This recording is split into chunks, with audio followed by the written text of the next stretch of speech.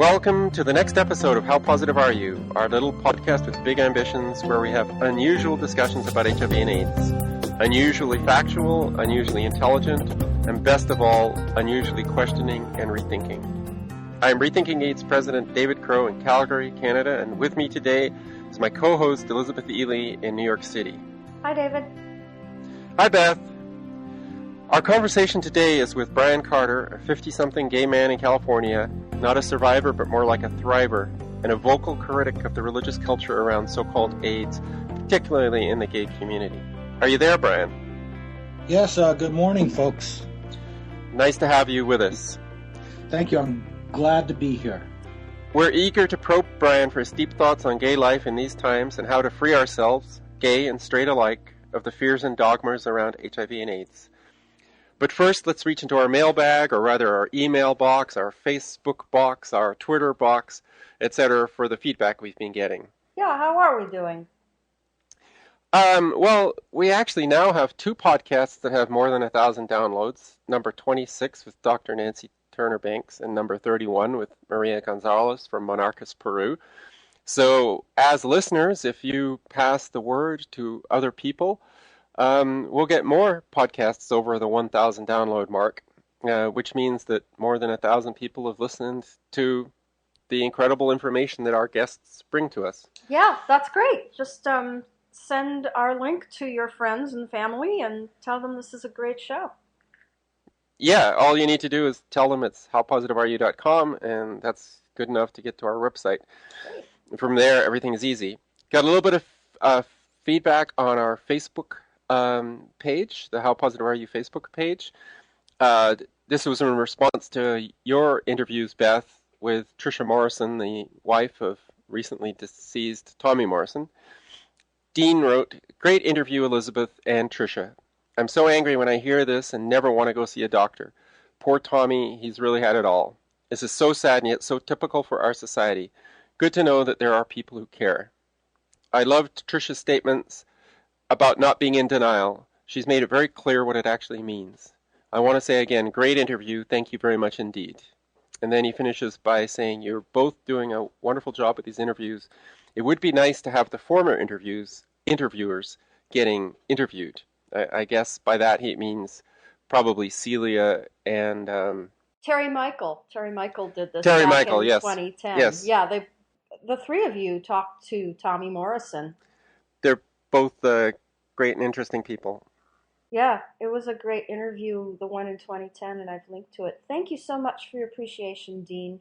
I worked very hard on this, and so did Tricia. She's just gathering her thoughts, and she's been through a lot. It's only been less than 2 months, and there are new developments every day in that, and we'll update people as news comes in. Yes, well, a personal thank you, Beth, because I know how much work you put into it, and I don't think people who listen to the podcast will quite realize how much work it was to put the whole thing together. Anyway, let's turn to our guest, Brian Carter. He's a 53-year-old gay man, originally from upstate New York, who's been living in Los Angeles for 14 years by way of South Florida in the 80s and 90s. He's worked as an interior designer and currently develops designs for furniture manufacturers. He describes himself as a devout atheist, or more precisely, a learned atheist, and we'll find out more about that. After establishing a stable relationship over the past 5 years, Brian and his partner bought their first house in Los Angeles last year. The late Christine Majori of Alive and Well, and also co-founder of this podcast, How Positive Are You?, met Brian in 2007, and they were close friends and sometimes collaborators in informational meetings of Alive and Well until Christine's untimely death around Christmas of 2008. Brian has served as a moderator on the AIDS Myth Exposed discussion site, later renamed Questioning AIDS. An avid participant in the Burning Man Festival for 5 years running, he has built and brought art to the event. You might call him a creative, out-of-the-box independent thinker, or just a bit eccentric. We call him a friend. So, Beth, would you like to start with the first question? Well, I don't know too much about Brian's personal story with HIV, how he came to all this. I believe he may have tested positive himself. I'm not sure about that. but I haven't known him. As we say, he's only been really involved with this movement since 2007, and so his history perhaps goes before that. What's your personal story with HIV, Brian? Well, I have a little bit of a story to tell. But I was thinking not too long ago that, how many years has it been since my dubious diagnosis? And I kept thinking, all right, let's backtrack. So it's actually in the summer of 2006 that I was walking into a clinic to get checked for something that apparently happened. And they offered, well, Mr. Carter, when was your last HIV test? And I had probably tested a couple of times throughout my earlier life. And I thought, what the heck? I'm going to try this test, see what the end result might be. So my foray down the rabbit hole began in around that time with what they came back and said, "Oh, Mr. Carter, you're positive." And that was the beginning. Now 8 years ago. What were your thoughts about the positive test? Like, were you thinking doom, or were you sideswiped, or were you prepared for this? Uh, Life was never going to be the same afterwards. That was the thought. Everybody who gets a positive diagnosis goes through a whole gamut of emotions, from fear and anxiety and doubts and what if, and my life is never going to be the same. So I had those. I wasn't unlike most people, and, and I was, worried, fearful, all those things. And did you think about taking the medications? What were your thoughts Well, there? I was a newbie, what they label newbies, and newbies get to be part of the social groups and get to be a part of the clinic programs and clinic type stuff. So I partook in those social things and a couple of the newly positive or newly diagnosed group meetings.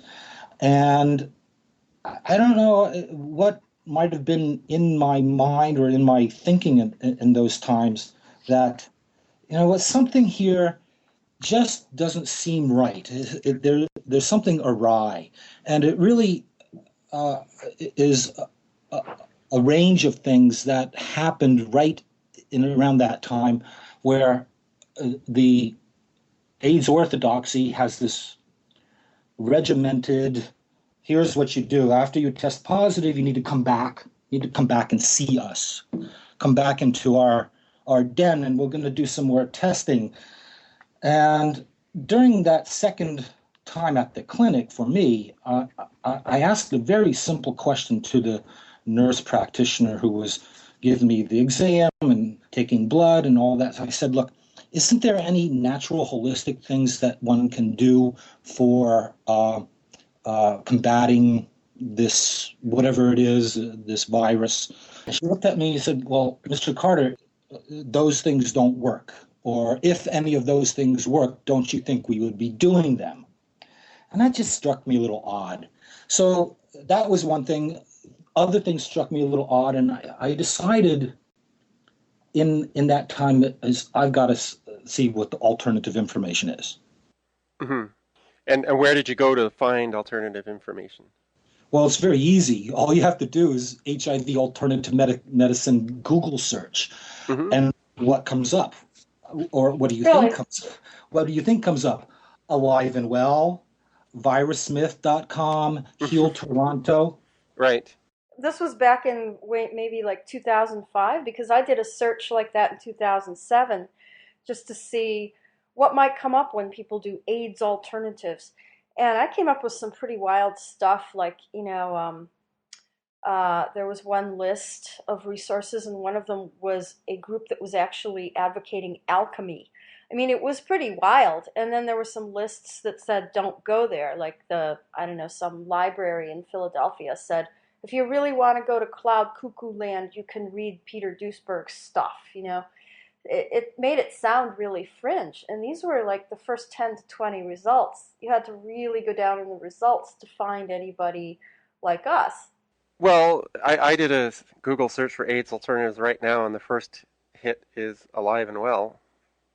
I mean, and the second hit It's is not even in, yeah. the second hit is the Alive and Well Wikipedia page, which is probably all anti Alive and Well propaganda. Um, Uh-huh. so I think people can get this information reasonably quickly with a little bit of persistence. I mean, not every query will pull up Alive and Well or Virus Myth or Rethinking AIDS, but Well, I don't think this they're was too far. back this was back in 2007, and he's talking maybe back in 2005. Mm. So I'm thinking, wow, you know, my point is just that it was really hard to sift this information at that period of time. There wasn't as much on the internet, and it wasn't as clearly summarized for people. Was that true? Was that true, Brian, or did it come up really easily? It's hard to remember back now 8 years, but it was fascinating to me what I found. The websites that I mentioned, Alive and Well and Heal Toronto and others, and I just all of a sudden became enamored with this information. I'm thinking, damn, there is some alternative viewpoints here that are really quite fascinating, and there was a lot of science stuff. The AIDS myth exposed. All the participants in that chat based message board system talked a lot about the scientific stuff, and I found myself, I'm going to have to be able to sift through this. Let's not pay attention too much to the science stuff. Let's pay attention to what I can understand. And take it from there. And so it was a learning process. You start to understand things that you can understand at first, and then you try to move on to, okay, today I'm going to try to understand this, which I didn't understand before. So in that time of my early dubious diagnosis, I started to weed through and learn what I could, and put aside what information I didn't quite understand. So the information that you tended to understand tended to be more about the psychology, the social aspects of this, the sort of that angle, and then you slowly worked your way into the science. Let me tell you the most important document that helped me, and I give people this link quite often and quite readily. It's the Matt Irwin. Is it Matt Irwin that did AIDS and the Voodoo Hex? Yes, it is Yes. Dr. Matt Irwin, who's in Yes. Alexandria, Virginia, and has been interviewed on How Positive Are You as well. Ah, Fantastic. Well, that is the best, the really deciding document that this is what I should be following. mm-hmm. And even at that time, it was very easy for me to decide I'm not about to go back to these doctors and clinics. I don't want to hear what they have to say. This is where I'm going to concentrate my new education. I'm going to research this. So AIDS and the Voodoo Hex was profound. It was profound to me. Every single thing that was in that article made complete and utter sense to me, as opposed to what I was getting from this clinic-based group think Mm-hmm. tank, whatever you want to call it. So it would be fair to say that it really resonated with who you were, and I think that a lot of what they present at these clinics and these support groups and these, this whole network of things that you get involved in if you're HIV positive, I think that that is designed to resonate with a different kind of person than I perceive you to be. Can you sort of comment on the difference between those two kinds of personalities, the kind that would just absolutely get turned on by a Matt Irwin article about AIDS and the voodoo hex, and the kind that would just run screaming from that? Well, throughout my life, I never really was a person to give into uh, fully to any type of Western medicine um, stuff. And for example, if I got an ache or a pain or a cold or a flu, I would be the last one to run to the doctor to try to get a pill to solve my problem. I would normally look up something online, simple as echinacea and golden seal to remedy whatever was ailing me, Mm-hmm. or anything that I was having an issue. And I will have to say that throughout my adult life, if I ever got sick with something that was either strange or new to me, it always preceded something that was stressful in my life, either Mm-hmm. a job, a brand new job, or a brand new a move across country, dealing with my parents sometimes, all that stuff, all the stresses in your life, I can attribute to, if I got sick, it was to that stress. And if I just now go back to in 2006, when I went to the clinic, was shortly after I had a stressful visit from my mom in New York. She came to Los Angeles and we went to my cousin's wedding. And at the same time, I had a new job. So I had been with a flu in bed for a whole week, Mm-hmm. probably a month before my uh, trip to the clinic to get that test. Mm-hmm. Uh, so I'm thinking, well, in retrospect, what might have been measured on that HIV test was heightened antibodies from a terrible flu-like episode that I had prior. Yeah, that is So, certainly possible. Of course, the establishment would say, oh, you had flu-like symptoms. Those are the classic symptoms of early infection. So how do you counter that argument that it was just the flu was caused by your infection at that moment in time? well, my history of being ill throughout my life, everything I had in my life that was stressful, shortly after that, I got sick somehow. Yeah. So it's fair to say that just going behind that set of facts that you'd noticed about yourself, would it be fair to say that you took more personal responsibility, that is, personal responsibility for checking out the stress in your life, what was going on your end, rather than a tendency to tell a story that perhaps you were just standing there innocently and a virus landed on you and attacked you, which seems to be the story of most people. That there seems to be, like, two sets of people: the ones who take responsibility, and I'm not saying blame, I'm saying responsibility for checking out what is it about your life that you need to change because you've been ill, and the other kind of person who says, no, there's nothing about my life that needs to change. It was just I was standing here and a virus just decided to beat me up. The clinics have this um, propensity to uh, get you to come back and believe in them.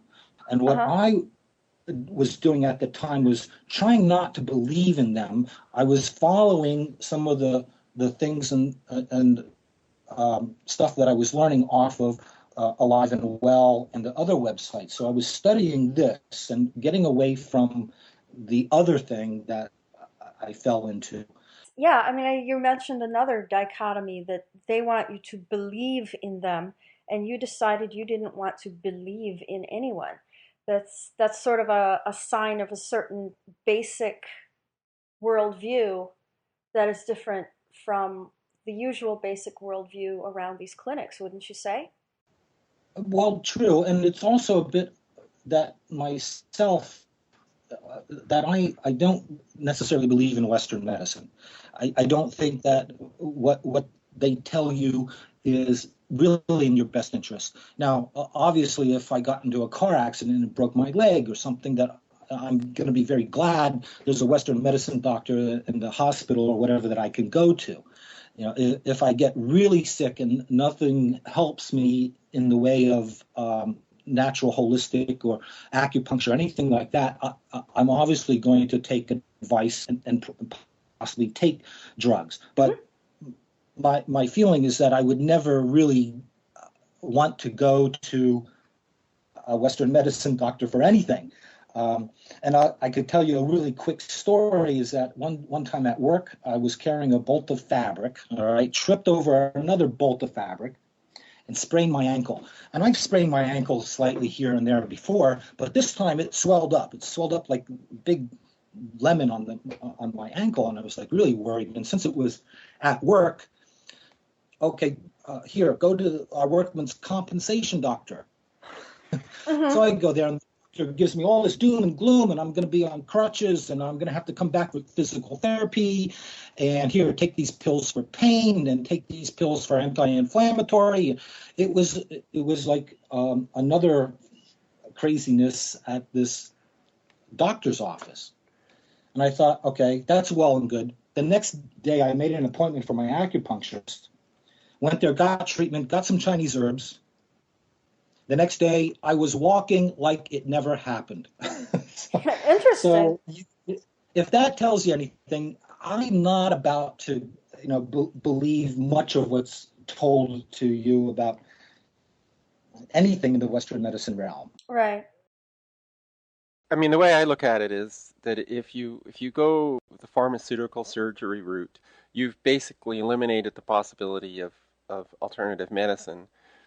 Alternative medicine generally has no side effects, and or very minimal side effects, and therefore it makes a lot of sense to me that you would try natural alternative routes first, that you would try physiotherapy, massage, herbs, whatever, before you decide that that's not working and go on to something more serious.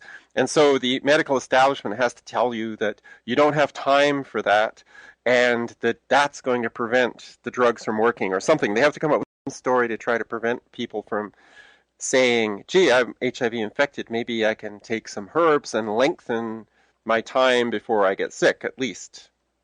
Yeah, well, that story that they tell you is usually, yes, this you have no time, especially if it's cancer or something like that. There's this idea that, if what you have might be cancerous, you have until the weekend to go on chemo or something. It's just like, well, and I can tell you that's not true. Um, so there's this atmosphere of fear around things. So once they put fear into the equation, or they put the idea of seriousness into the equation, you start to think about, bringing out the big guns, nuking something. The idea that you'll go on herbs sounds a bit wacky. It sounds like, going after something serious with, a blowgun. It's just like that they make it sound like that. So it seems like there's something in you that means that quitting the medical system isn't enough, that you have some kind of X factor that means that you escape this sort of AIDS zone, as Michael Elner has termed it, the AIDS zone. That's this place where no light gets in. True, Beth. When thinking along these lines, and both of you probably could to tell me this, is the common denominator for long life without drugs, without major health deterioration in the face of an HIV diagnosis. What is that? Yeah, what Do you is remember? that? What is it? It's never touch AIDS medication. Never Right. touch anti-drugs designed for combating HIV virus. Okay, but is that enough? Is that enough, or does somebody need to do more than that to escape the all-encompassing AIDS zone? I mean, you're talking everything from support groups True. to a whole mindset that these people hold. I mean, don't you have to do something to to quell your doubts because you're surrounded by a whole reality. Absolutely, absolutely. I think it's important to understand that there are, and David, correct me, there's dozens of studies out there showing that long-term non-progressors don't ever take anti-HIV medication. Actually, that's part of the definition. The establishment doesn't really want to tell you this, but a long-term non-progressor, according to the medical establishment, is somebody who is HIV positive, who has never taken antiretroviral drugs, and who has maintained good health. Now, they sometimes, to try to reduce the number of these people, they also throw in, they also have high CD4 counts, or they also have low or undetectable viral load to try to, Mhm. because there's probably a lot of healthy HIV positive people not on drugs who have low CD4 counts or have high viral load, and they would say those are not long-term non-progressors. And yet, if you saw them on the street, you'd say, oh, well, there's a normal, healthy person. You don't look at somebody and say, I bet their CD4 count is less than 200. By definition, they're saying a long-term non-progressor is someone who doesn't take the drugs and yet has lived. But their assumption there is that everybody else who hasn't taken the drugs, as if there's this large body of people who haven't taken the drugs, uh, is dying like flies. It's sort of implicit in that Yeah, definition. they'll say, these people are 1 in a million, and if you want to think you're 1 in a million, go ahead. But, why don't you also buy a lottery ticket because you're probably going to win the big one if you're that lucky. But of course, they don't actually know how many long-term non-progressors there are because long-term non-progressors are much less likely to go to the doctor. They're not on antiretrovirals. They're not commonly monitored. There's no way to tell how many people there are. And also, if you expand the concept of long-term non-progression to simply HIV positive, not taking drugs, maintaining good health, and forget about CD4 and viral load, the number of them would be considerably greater, which would also call into question the use of these surrogate markers. Mm-hmm. Which I've never had my numbers monitored. Okay, isn't that significant? I mean, I have Mm-hmm. found that when I'm talking to people, especially on Facebook, it's brought such a number of people to me so that I have more of a sampling of people. I find that people sometimes keep score on their alternative treatments with CD4 counts or and viral load. They're like, well, since I went on this herbal cleanse, I've had low viral load and high CD4 counts. Woohoo! And I'm like, you're not quite out of the AIDS zone yet. Don't you think there's something to that? Like that just blasting yourself out of the entire paradigm and not leaving parts of it intact. Isn't that important? I think it's highly important. Okay. So you identify yourself as an atheist. Is there a relationship between that identification and your views on AIDS? Did this come into play at any point? Um, well, I've always thought of myself as agnostic up until the point where I started reading about HIV and AIDS from the orthodoxy perspective, and it's not uncommon. A lot of dissident people have written that this is not a religion. Prove the existence of HIV. So that struck me as something to look into, and as I'm looking into and making the parallels, well, here's the HIV establishment saying things that aren't provable, um, making it like the Church of HIV, and the tie-in to religion is too great to ignore. It, in my opinion, the state of HIV and AIDS today is purely religion. None of it makes any sense. Even scientists have largely faith-based views because scientists will say things like, well, do you think that all these papers out there are wrong? Um, I respect these men and I'm going to trust them unless you can prove that they're wrong. Like a lot of their beliefs on HIV and AIDS are from what they've got from their fellow colleagues. And their fellow colleagues have said, yes, the science is solid. And so they say, well, that's good enough for me. Your word is good enough for me. Well, that's faith. And that's a religious belief, not a scientific belief. A scientific belief would be, well, I've been told this, but I'm not going to believe it until I, examine some of the evidence for myself. Yeah. Well, there's also, when Brian was talking just now about uh, the patients themselves, the gay men, I wouldn't think there's a whole lot of respect for Christianity among gay men. I think you're talking maybe a different kind of wider view of what religion is than just Christianity, because I perceive it as sort of an anti-religious place, this whole gay milieu. Wouldn't you say that you're defining religion a lot more widely than Christianity? I'm not sure I'm being clear here, because you're saying that you're perceiving AIDS as a kind of religion, and I'm seeing the kind of people, mainly gay men, who partake in this so-called religion as being sort of anti-religion, that they've been thrown out of Christian churches, and that they're very against the whole AIDS is God's punishment thing. Can you speak to that? Can you tell us, what can you clarify what you're talking about when you talk about a religion among people who have basically rejected religion? Well, it's hard for me to speak generally about gay guys because, you know, they're all different. Um, you Fair would enough. one would normally think, oh, gay men are less likely to be religious, Yes. but they're not impervious to society's um, uh, implications of what's right and what's wrong, and what does the HIV establishment teach us? What have Okay. been hammered with for 30 years? What does it teach us of a religious nature? Let's get into that. What does the AIDS establishment teach you as a gay man that is a religious fact and not a scientific one? Well, it's their marketing, Okay, tell us more. as well as the Church of Christ, or the Church of whatever, is marketing.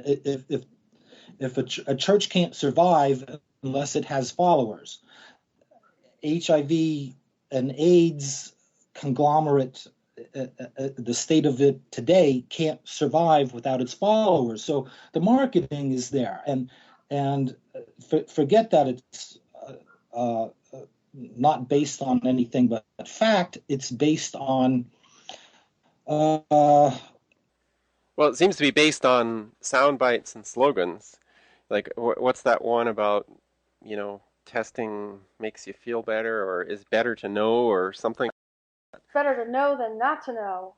Yeah, knowledge is Yeah. power or something. So in other words, these are sort of religious statements. Can you give us examples of religious beliefs within the AIDS cult, and what some of these marketing approaches are that sort of emphasize belief rather than fact? well, you know what? I think Celia got it really right when she said the truth does not matter. It's all a cultural phenomenon, a culture of PR. Okay, examples of that? Well, can I turn this discussion around? Let me ask Brian. I just want examples. Well, I want I think I examples. can solve this problem by asking Brian,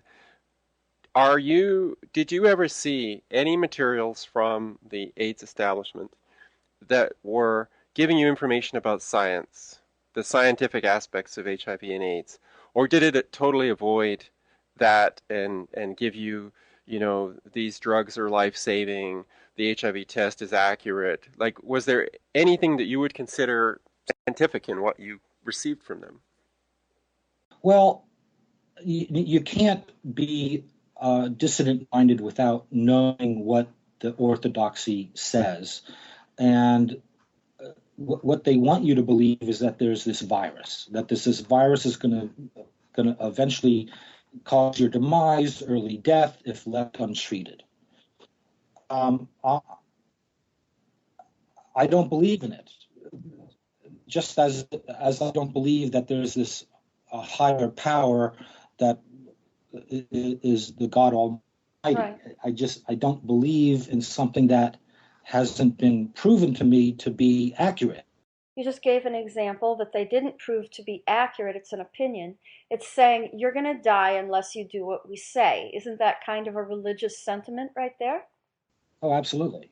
The fear of death, the fear of lack of salvation, and what then is salvation in the Church of AIDS? What would salvation Oh, look like? take the sacraments. Take the Communion. sacraments. Here's your drugs. They're going to save your life. Hmm. Here, take Okay. these toxic medications. Yeah. If we can go back to voodoo hexing, because we really never told our listeners what that is, but Matt Irwin's, I think, his major point was that people can be killed by instilling in them a belief that there's something fatally wrong with them.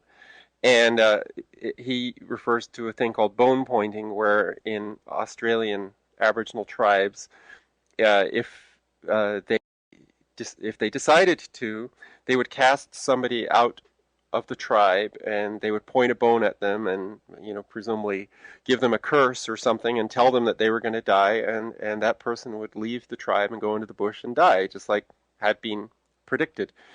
And he also gives examples of in his article of one person who was diagnosed with cancer, died with the symptoms of cancer, and upon autopsy was discovered he did not have cancer, but he believed in it. And another person where in basically a religious person, in a religious kind of voodoo ceremony, somebody was saved from illness just by being convinced by this priest that they were not ill. And so the basic principle is that you get somebody to believe they're going to die, and they will die. And I think Hmm. that's directly applicable to uh, HIV. I mean, that's what they were trying to do with you, right, Brian? Instill in you a belief that you had something deadly within you that only they could help you with. Yeah, why, of course. Uh, David, getting back to the Matt Irwin's AIDS and Voodoo Hex, um, I just pulled it up again. The second chapter, he says, can AIDS be caused by stress, social isolation, and negative beliefs? Well, here's a story. One of my best Burning Man buddies. He was the camp leader for two times my trip to the Burning Man Festival. He all of a sudden got a cough, didn't do much for it, actually didn't treat it at all, let it go on, and the cough turned into pneumonia, and he died. Oh my All God. happened within maybe a period of 3 or 4 months. Now, I know my friend was dissident minded, but not a dissident, meaning he knew from my association with him through Facebook and some other means that I wasn't a believer in the HIV theory. He knew that, and I think he followed some of my postings and some of my things, but he never really talked to me. He never really said that I'm a dissident.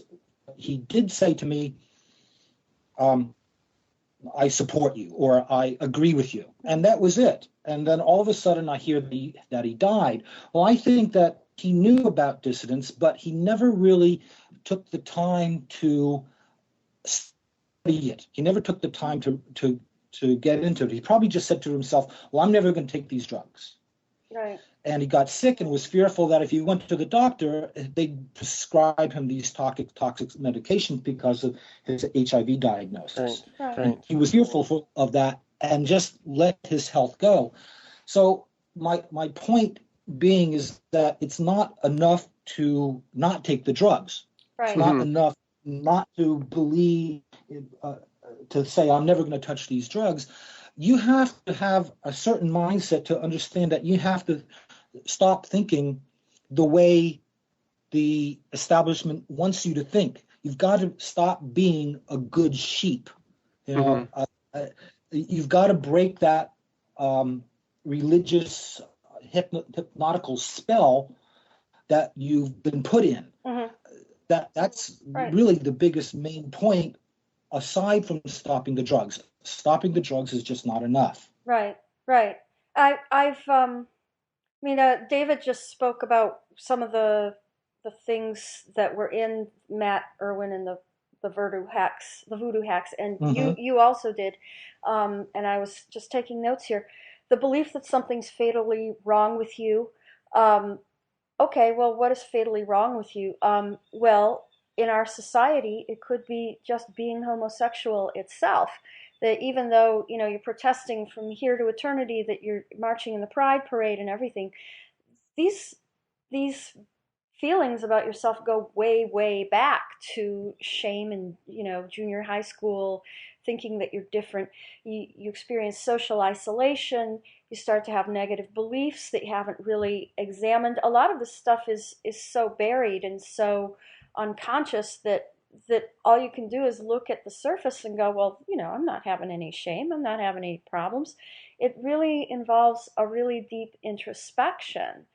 And I think that a lot of people think this is going to be easy. I'm just going to go over to the dissident side, and they'll tell me the answers just like they told me on the other side, but this time they'll be the right answers. And I'm like, not so fast. We don't have answers here. I've even read one paper by a person identifying themselves as a dissident saying, I am this. I am this. I believe this. Therefore, I am a dissident. And I saw in that list a list of personal identifications, like this person was seeking an identity from a tribe outside himself. And every time I rebuff somebody and say, sorry, we don't do that here, they're really confused. This hits them like like a tornado. Like, what do you mean I don't get to hang out here and have an identity? So there's a lot of deep things that involve deep introspection that people don't get, that it's beyond what's normal in this society. I mean, wouldn't you say that's true, that you see a lot of people kind of hanging out with us, but they kind of just sort of skim the surface? Yeah, if you look at their mantras and what they have been hammering at us for 30 years, th there's there's really no wisdom at all. You can't go to an orthodoxy website or their message boards or whatever they have to say. None of it offers any wisdom. In my opinion, zero wisdom, unless maybe you're a part of that cult or that group or that belief. You might find some wisdom, but I certainly don't. What dissidents and the dissident community offers is wisdom. You transcend the religious aspects of what they've been telling you, and you will find that here's some good outlook, here's some good keys, here's some good information that contains wisdom. Hmm. That's, if you're searching for knowledge and wisdom, I don't think you'll ever find that in the dead and dying paradigm that we know as HIV and AIDS. What you'll find it is if you look outside that box, if you look outside that. That's what I've been finding. But that's not what they want. What they want is an answer. They're like, no, I Of came over here course. for you. Just tell me what to do. And I'm like, well, that's exactly what we don't do, is tell you what to do. That's exactly the point. Wisdom is knowing what to do. Well, would you also say, Brian, that in those establishment forums, that the discussion is censored? That if you go outside fairly narrow bounds, you'll get shut down, called a denialist, told you're not welcome. 100% of the time. Prior to the time you were diagnosed HIV positive, would you say that being part of the gay community, gay, reading gay media, things like that, were you being programmed to accept your HIV diagnosis through one-sided information? Prior to my dubious diagnosis period, I was just like anybody else. Is like, oh, okay, yeah, this is the thing you do. You're supposed to have your HIV test every 6 months, and you're supposed to be like this. And I just sort of went along with it. Yeah, okay, yeah, well, it's there. It's not like it's anything extraordinary to be told these things. This is the culture at large. It isn't even just the gay community. Like, the idea that women should get mammograms every 2 years. It's just like, well, everybody knows that. Right, but would you say, Brian, that in the gay media that the presence of HIV/AIDS material is much higher than in the mainstream media? I Oh, guess. it's everywhere. I Mhm. mean, it's everywhere. I don't know the statistics, but Los Angeles just did have its annual AIDS walk, and I happened to stroll through West Hollywood the day before the walk, and it was amazing. I'd forgotten how completely um, overblown it is. I mean, there were tables set up for all these groups and high schools, and you know their sign-ins, and they blocked off the streets. This is a major event for the orthodoxy, and What it comes down to is money. I mean, you don't get tax deductible money from pharmaceutical foundations just for having a gay party. You get it when you put this educational message in it that's congruent with what pharmaceutical companies want, what the government wants. That's where the money comes from to throw the party in the first place. The gay pride parade, all that stuff. It doesn't get money from people who out of the goodness of their heart say, I think I'll donate to sexual liberation today, and not get a tax write-off. It's tax deductible money. It's pigs at the trough. So the AIDS walk would have tables from pharmaceutical companies, testing organizations, AIDS support organizations, things like that. Well, also, non-AIDS related things will be contaminated by AIDS related causes. You don't just have a party on Fire Island, you have a party on Fire Island sponsored by GMHC. You know what I'm saying? Like the money comes from whoever's paying the bills and whoever wants to put a message out there. And that's really the only message that's being put out there in the gay community. That and maybe gay marriage, but that's pretty untax deductible there. wouldn't you folks think that, generally speaking, um, people aren't really that concerned with AIDS and Yeah, HIV? yeah, it's Generally speaking, old. It's an old hysteria. isn't This isn't stuff there comes a from the great amount 80s. isn't a great amount of apathy everywhere? It is. Straight, There is. gay, doesn't matter. I think so. I think in the mainstream community, people have just about forgotten about AIDS. I think there's enough sort of AIDS propaganda that it sort of keeps people's level of quote knowledge about it that they know it's a deadly virus. They know there's life-saving drugs. They know it's responsible to get HIV testing, but I think 99.9999% of the time they just don't think about it. Yeah. Well, I think the same is happening in the gay community.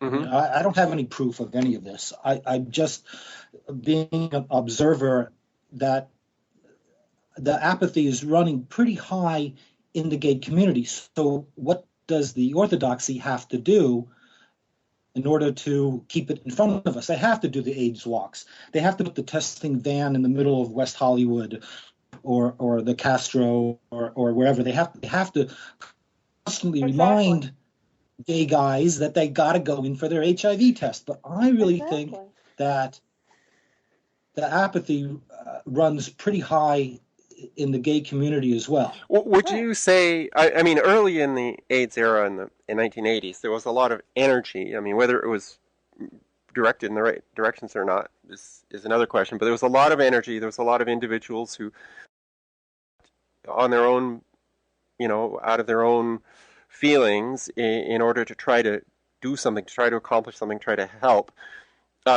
Would you say it's now become more professionalized, that the AIDS walk is organized by people who are paid to organize it?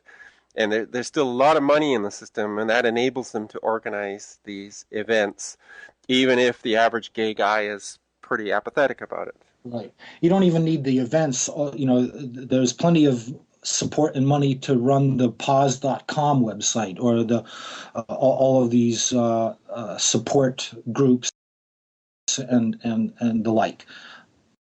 Right. It doesn't seem like there really is a popularly media hyped gay life outside of the whole AIDS thing. That people just show up to these things because, well, they're the only party in town.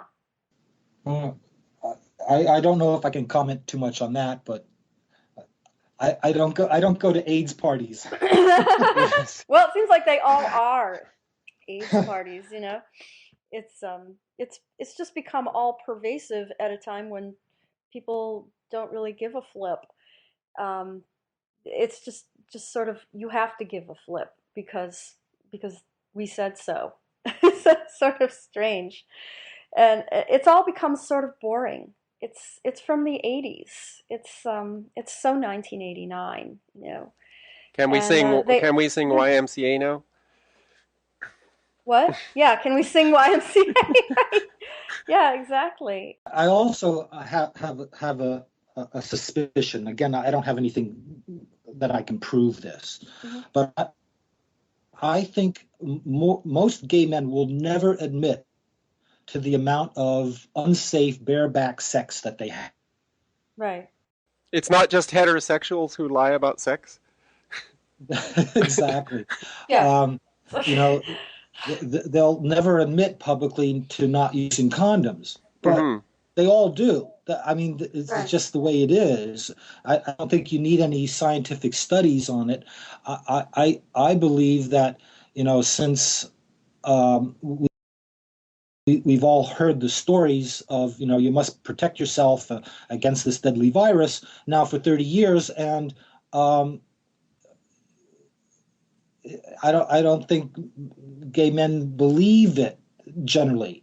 They might still go get their HIV test just because they want to know, but I think the tide is turning slightly, that there's a bit of disbelief. Yes. Can we change the and talk about your relationship with Christine Majori and Alive and Well for a few minutes before we get to the end of this podcast? How did you come about meeting her, and what were your thoughts at the time? Well, alive and well, I'm lucky. I live in Los Angeles, so I certainly got involved because after become enamored with the alternative information in my early history, is that, now what am I going to do with this information? What should I do? And the natural thing for me is I need to share this. I need to let other people know. I need to be involved. I need to help out in some way, because if I can help somebody understand that there's alternatives out there, uh, I'm doing a service. I'm doing a service to the community, whatever you want to call it. So it was easy to get involved with Alive and Well. Easy to meet Christine. She was a remarkable person. Certainly, I miss her as much as anybody. Hmm. Um, but even after her death, I felt, okay, I need to do something, and I put together a couple of great meetings. We had some good turnout. I had Henry Bauer come into town, Mm. and we gave a talk about Henry and his work, along with an alternative Chinese medicine Hmm. practitioner gave a talk.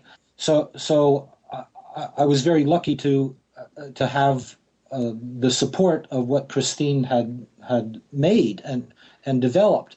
Unfortunately, we talked about apathy.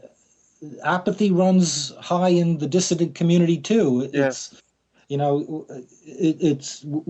can talk about things amongst ourselves, um, and I certainly wish I could continue alive and well, but it just didn't make much sense since the founder was no longer with us. Yeah. Yeah, sadly, it was one of those organizations that was very much, Christine Majori, just like, unfortunately, Heal Toronto was very much Robert Johnson. And when he passed away, Heal Toronto kind of stopped moving forwards. Sure. Yeah, I was just going to say I still get um, some email from the contact link at Alive and Well, and I get a chance to steer people into some information that they seek, but that's become more rare and rare. Hmm. Well, it's what I've often noticed, and you identify yourself as an atheist, and I respect that a lot. I think that you're, with all due respect, not completely an atheist. You're a bit more spiritual. I know you personally, but it strikes me that the negation of something, which is what we kind of stand for, we are against the orthodoxy. We are against taking the drugs. We are against, whatever we're against in this movement.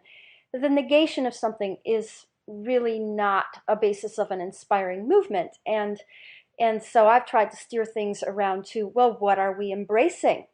What are we embracing in this, Brian? Is there a direction in that?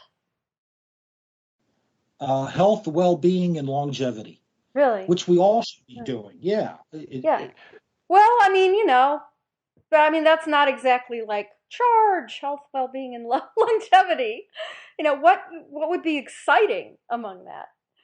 Brian, would you say that the one of the important components of health is taking personal responsibility and control for your own health and not outsourcing it to one medical establishment or the other?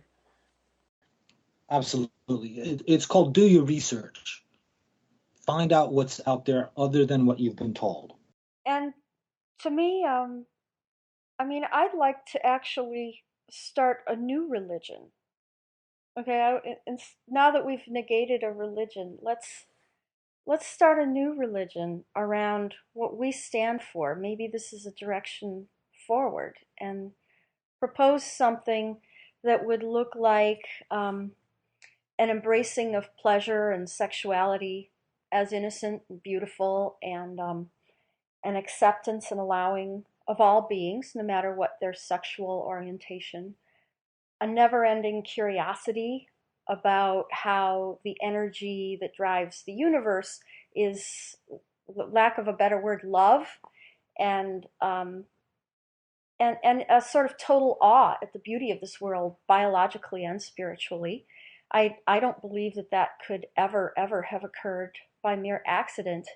I just think it sounds, my little sermonette sounds sort of like Burning Man, which is I was just going to say yeah, that. yeah. It doesn't. You're I was you're just very going to much into Burning Man. I don't see that as an atheistic pursuit. I see that as a highly spiritual pursuit, and I see that as perhaps a direction we should be headed in, rather than a negation of something, a building of something beautiful, like as the next step in this movement. What do you see as the next step in this movement? Where do we go from here that's different from the past?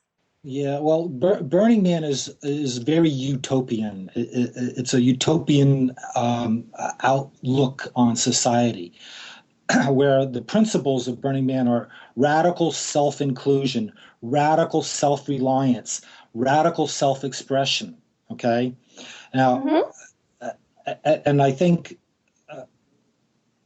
my belonging to that cultural phenomenon it has allowed me to become more in tune with the connection we all have as society without belief in a higher supernatural supreme being. And just to take this back to atheists, atheists aren't bound to believe things that religions teach as dogma. Right. So I think if you become radical self-reliant is, I think, a key word. If you can be reliant on yourself to look at alternatives, alternative information in the face of a dubious diagnosis, you have a means and a ways of understanding, Right. and exiting a dogma, a religion that has really not your best interest, other than take these drugs. Right. And I think that how you defined religion just now had to do with this higher supreme being. And I think the word here is parent, that we need to become radically self-reliant and adults rather than children under a divine parent. That might be the distinction you're making here between religion and a positive kind of atheism. The parenthood is Mm-hmm. not what we're seeking here. We're seeking to be our own parents, full citizenship in the universe, in a spiritual universe that still is bigger than we understand and still is maybe perhaps Mm-hmm. spiritual, but the dropping of that idea of God as this parent in the clouds is a huge step for a lot of people. Well, I think that's a pretty philosophical way to wrap up our call, which is about an hour now. Brian, do you have any last thoughts on our discussion on the gay community, on HIV and AIDS, or anything that we missed in our discussion? Well, I think we covered a lot of things, and I'm so glad I had this opportunity to chat with the both of you. It's been a long time coming, I tell you that. Mm-hmm. I just think if anyone might be listening to this podcast that has been recently diagnosed, has been given a dubious HIV diagnosis, is that open your mind. You just need to understand that there's a community of learning and support to an alternative way of dealing with what you've just been told. Right, right. And that's important. Yeah.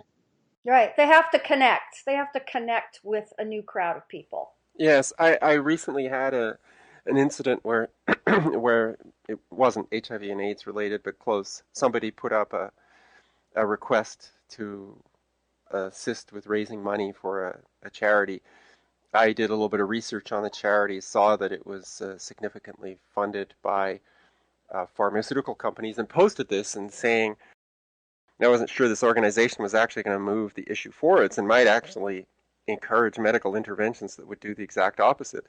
And I was severely attacked, and I was asked to keep my opinions to myself.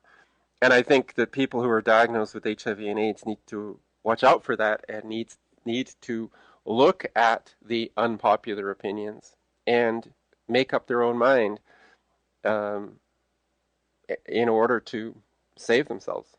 Well, maybe a little self-protection is in order because when you're still learning this, you don't need to go out there and start, spouting your opinion everywhere and getting into fights with people and getting into fights with your doctors. Maybe you need to just get into the wrestling of the issue with yourself and let everybody else get into it. The people who are getting dissidence often find it nipped in the bud by this horrible, what you're saying, this horrible backlash that comes at them. That they need to be aware of that. Yeah, no, I'm not even saying that they should go out there and express their opinions. I think they should be Right. sponges, and they should absorb all this stuff, put it all together, and make up their own mind. Maybe later, once they think they have a solid grounding, then you can get into fights on Facebook or wherever about some of these issues. But that's certainly not the place to start, because at first, people are in a position of ignorance. They don't know a lot because they've never been faced with the need to know it. Right. And understand that this touches a nerve in people, a rather religious nerve. It's like, Hmm. one thing that we learned in journalism never challenge people's religion or their pets. I mean, it was something strange like that. Things Good things that discussions you didn't, doing yes, that. places you didn't go in your reporting or your opinions. You didn't go into religion. You didn't go there. Well, Brian, I'd like to really thank you for being with us and sharing your personal experiences as an HIV positive thriver and a member of the gay community. I think it's really valuable for people who are in similar situations, and I appreciate your participation in our podcast. Yes, thanks, Brian. Yes, thank you very much, folks. It's been a wonderful time. Okay, thank you, and goodbye to Brian and Beth and to our audience. Thanks for joining us Yes. once again for another episode of How Positive Are You?